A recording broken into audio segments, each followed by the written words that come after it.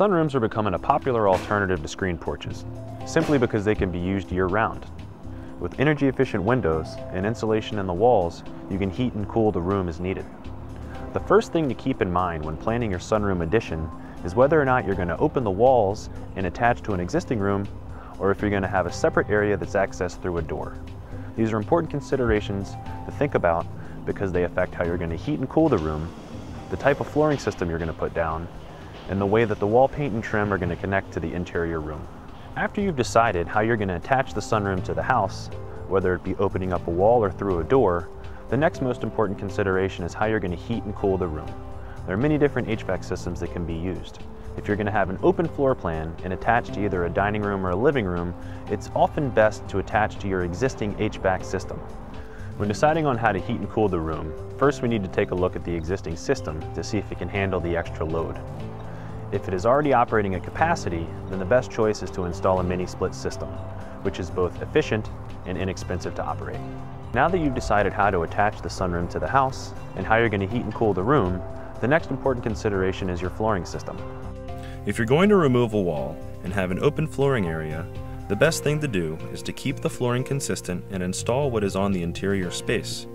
When adding a separate room that's accessible through a door, while tending to be a little less formal, you have more options with the flooring system. You can install a tile floor if you'd like the room to be cooler.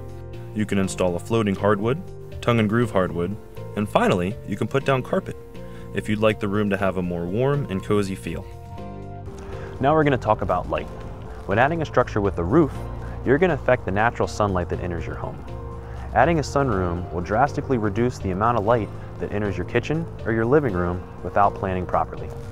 Skylights help replenish natural light lost by roof construction, so be sure to have skylights in strategic locations to keep natural light inside the house. Also, the location and size of the windows in the room will help maintain as much natural light as possible. A sunroom typically has more window space than finished wall space. This is great for natural light during the day, but in the evenings, you'll need light to enjoy the room to its fullest potential.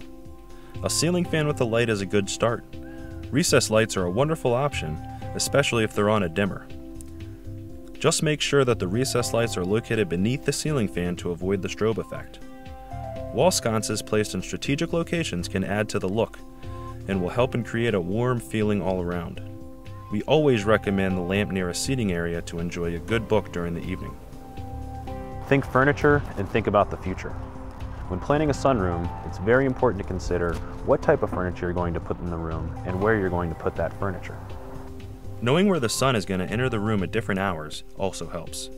When placing the furniture in the open space, keep in mind the walkways in your new room. A door to the outside and natural walkways will cut the room in half, thus making it very difficult to use certain pieces of furniture. Planning a sunroom can be a lot of fun, but it can also be a challenge. If you keep these few tips in mind, it'll ensure that you'll plan a beautiful sunroom that you can use year-round.